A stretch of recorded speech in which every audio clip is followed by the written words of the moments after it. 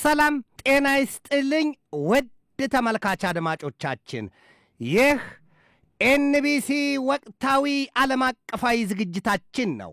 በዛሬው ዝግጅታችን he has gone absolutely crazy ሲሉ የአሜሪካው ፕሬዚደንት ዶናልድ ትራምፕ በሩሲያው ፕሬዚደንት ቭላዲሚሮቪች ፑቲን ላይ ዶፎ ነው መዝነባቸውን ትራምፕ ምናልባትም አሉ ሩሲያ ልትፈራርስ ትችላለች ማለታቸውን አሜሪካ ወደ ሰሜን ኮሪያ የሚደረገውን ጉዞ ክልከላና ገደብ ለሌላና ተጨማሪ ዓመት ማራዘሟን ከዚያው ከሰሜን ኮሪያ ምድር ሳንወጣም የሀገሪቱ መሪ ኪም ጆንግ-ኡን በቅርቡ ተሰርታ በምርቃቷ ቀን ካናቷ መፈንከቷንና መበርቀሷ በተነገረላት የጦር መርከባቸው ሳቢያ አራት ከፍተኛ ባለስልጣኖቻቸውን ዘብጥያ ማውረዳቸውን እንዲሁም የሩሲያው ፕሬዚደንት ቭላዲሚሮቪች ፑቲን እያበረሯት የኩርስክን ግዛት ለመጎብኘት የሄዱባት ሄሊኮፕተር በዩክሬን የድሮን ጥቃት እንደተቃጣባት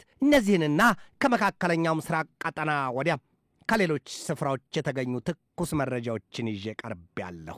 እስከ ዝግጅቱ ፍጻሜ ድረስ አብራችሁኝ ትዘልቁ ዘንድ የአክብሮት ግብዣዬ የአየር ሞገዱን ሁሉ አሳብሮ ከልባችሁ ይድረስ የምላችሁ አዘጋጅቼ የማቀርብላችሁ ትዕግስቱ በቀለ ነኝ።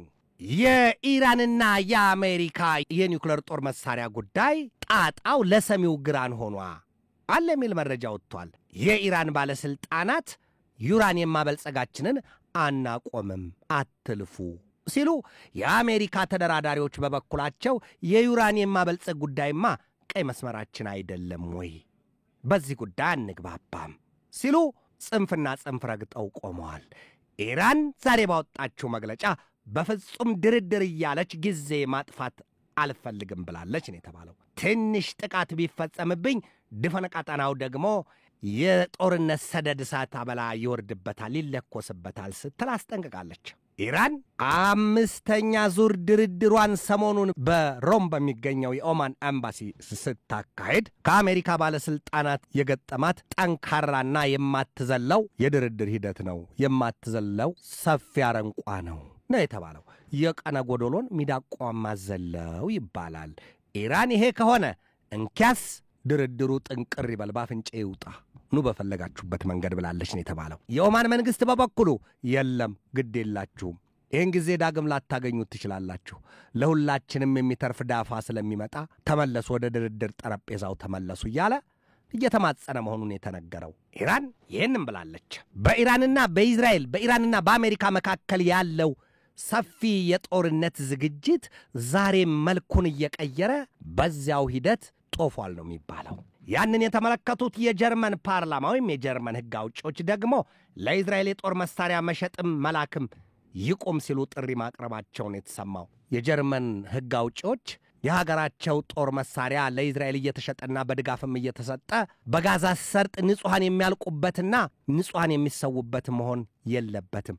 ይሄ ጉዳይ እኮ አሉ የጀርመን ሕግ አውጪዎች፣ ይሄ ጉዳይ እኮ በቀጥታ ሀገራችንን ጀርመንን በዓለም አቀፉ ወንጀለኞች ችሎት ሊያስፈርድባት ይችላል ይገባልም። የመገበሪያውን መጋረጃ ሸጦ የበላው ራሱ ይለፈልፋ አልሲሉት ሰርቆ የሸጠው ምን ነውን ያለፈለፉህ ታዲያ አለ ይሉትር መሆኑ ነው።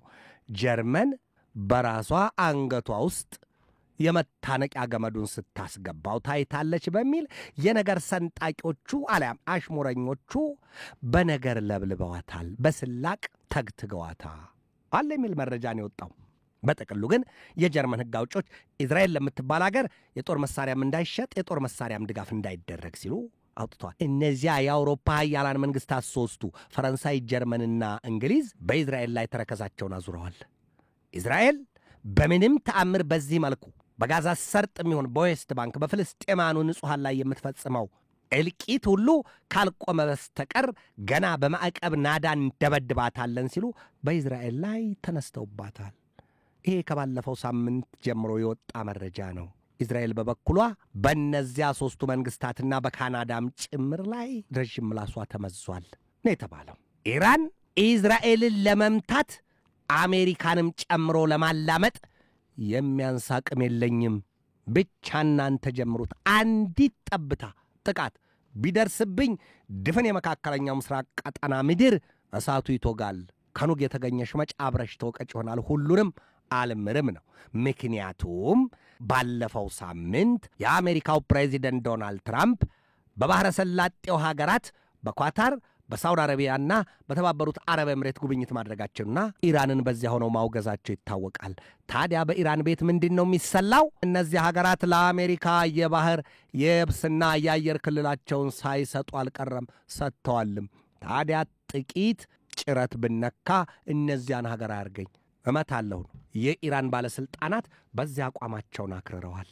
ኢራን በዚያ ደረጃ ላይ ስትገኝ እስራኤል በበኩሏ የየመኗን ርዕሰ ከተማ ሰንዓና አምራንን አበጥራ ማበራየቷን የተነገረው ሰሞኑን የእስራኤል የጦር አውሮፕላኖች ነጋ ጠባ የየመንን ምድር ሐውቲዎችን አገኘን፣ ሐውቲዎች ላይ ደረስን ሲሉ ድንጋዩን አፈር እያደረጉ ሁሉንም በእሳት አበላቸው መለብለባቸው ይነገራል። ሰሞኑን በእስራኤል ያለው የአሜሪካ ኤምባሲ ጥቃት ተፈጽሞበታል ለተባለው ኢትዮጵያውያኑ አበው ጠላት ከሩቅ አይመጣም ይላሉ፣ አሊያም ጠላት ያለ መሪ አይሄድም ይላሉ። በዚህ ወር መጀመሪያ ላይ በእስራኤል የአሜሪካ ኤምባሲ በቦምብ ለማጋየት መሞከሩ ይነገራል። ያ በእስራኤል የአሜሪካን ኤምባሲ ለማጋየት የሞከረው ግለሰብ ደግሞ ጆሴፍ ኒውሜር ሲባል በቀጥታ በእስራኤል ተግዞ ሰውየው አሜሪካ መወሰዱና በአሜሪካው የስለላ ተቋም FBI መታሰሩም ይነገራል። ሰውየው የተያዘው ደግሞ በአሜሪካ ጆን ኤፍ ኬኔዲ ዓለም አቀፍ አውሮፕላን ማረፊያ ነው። እስራኤል የእሳት ቀለበት ከቧታ አልበሚል ስጋቷ ቢሉ የስቃዋ መበርታት በድፍን ዓለም ይነገርባታል። ይኸው የጀርመን የአሜሪካ ጥምር ዜግነት ያለው ሰው ኒውሜር የተወለደው በአሜሪካ ኮሎራዶ ግዛት ሲሆን ከአሜሪካ ወደ እስራኤል የገባው ደግሞ በካናዳ ቶሮንቶ በኩል ነው የተባለው። በእስራኤል ላይ ትልቅ ሸክምና ባለ ሁለት ፊት ሰይፍ ወዲያም የእሳት አሎሎ ሆናለች የሚባልላት ኢራን በበኩሏ ዛሬ ባወጣችው መግለጫ ኢራን ኔቨር ሲክስ ቱ ዌስት ታይም ኢን ኔጎሺዬሽን ያለችው። ይህን የተናገሩት ደግሞ የውጭ ጉዳይ ሚኒስትር አፈቀላጤዋ ኢስማኤል ባቂ ናቸው። ሰውየው በሰጡት የዛሬ ማብራሪያቸው ታዲያ በቀጥታ ከዚህ በኋላ ኢራን በኦማን አደራዳሪነት የሚደረገውን የኢራን የኒውክሌር ድርድር ጉዳይ ይሳካል ብላ ጊዜ አታጠፋም ያሉት እጥር ምጥን ባለ አነጋገር። ትራምፕ ደግሞ ከኢራን ጋር የሚደረገው ድርድር በቀጣዮቹ 2 ቀናት አንዳች መልካም ውጤት ሊገኝበት ይችላል ማለታቸው ተነግሯል። ላማለይ በሰማይ ወተቷንም አላ አይ ይላሉ አበው፣ አለያም ልፋ ያለው አንድ እንጨት ያስራል ይላሉ። እስራኤል በሰንዓና በአምራን ዘልቃ በፈጸመችው ጥቃት የሰንዓና የአምራንን ከተሞች የበላው ከባድ የአውሮፕላን ቦምብ የእሳቱ ጢስ ጥቁር ደመና ሰርቶ ሽቅብ ሲትጎለጎል ታይቷል ነው የተባለው። እስኪ ከመካከለኛው ምስራቅ ቀጠና ምድር እንውጣና ወደ ምስራቅ አውሮፓ ወይም ባልካን ቀጠናው ጉዳይ እናምራ። የአሜሪካው ፕሬዚደንት ዶናልድ ትራምፕ he has gone absolutely crazy ያሏቸው ቀድሞ ወዳጅ ነን ሲሉ የነበሩት የሩሲያውን ፕሬዚደንት ቭላዲሚሮቪች ፑቲንን ነው። ፑቲን በዩክሬን ክፉኛ የሰው አልባ የጦር አውሮፕላን ጥቃታቸውና ሚሳይላቸውን እየተኮሱ ንጹሐንን ፈጅተዋል በሚል በትራምፕ አፍ ክፉኛ ተብጠልጥለዋል ነው የተባለው። በዚያ የሰሞኑ የፑቲን የዩክሬን ዋና ከተማ ኪየቭ ጥቃትም 13 ሰዎች ተገድለዋል። ስለዚህ ሰውየው አይሰማኝም፣ እንደ ገበጣ ጠጠር ቁማር ጨዋትብኛል ወይ? ስለዚህ ፑቲንን ለድርድር ወይም ለሰላም ያምናል ብዬ አልጠብቅምና ማዕቀብም ጠብቁ፣ ማዕቀብ ይከተላታል ሩሲያን ያሉት ግን ፑቲንን ወዳጄ ሲሏቸው እንዳልነበረ ሁሉ he has gone absolutely crazy ነው ያሏቸው። ያንን የስድብ ቃል ሲናገሩ ትራምፕ ክፉ ቀና ያምጣ ወዳጅ እንዳላጣ አይሉትን ተረት አስታውሰዋል።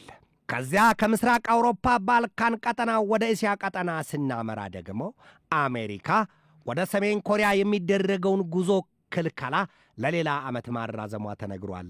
አሜሪካ የትኛውም ዜጋዋ ወደ ሰሜን ኮሪያ እንዳይጓዝ ከከለከለች 9 ዓመታት ተቆጥሯል ነው የሚባለው። አሁንም ሌላው ዓመት እስከ 2026 የሚቀጥል ክልከላ የተደረገው ከመስከረም 1 እስከ ነሐሴ 31 ድረስ መሆኑን ዛሬ የወጣ መረጃ ያሳያል። ከዚያው ከሰሜን ኮሪያ ምድር ሳንወጣ የሰሜን ኮሪያው መሪ ኪም ጆንግ ኡን ባለፈው ሳምንት ተሰርታ ተጠናቃ ለሙከራ የቀረበችዋና 5000 ቶን ክብደት ያላት እጅግ የተራቀቀ የተባለላት የዘመን ስልጣኔ ፈሶባታል ስትባል የነበረችዋም የጦር መርከባቸው በሙከራ ላይ ሳለች እሳቸው ራሳቸው ቁጭ ባሉበት መርከቢቷ ካናቷ ተበረቃቅሳና ተፈነካክታ መፈንዳቷ ይታወቃል።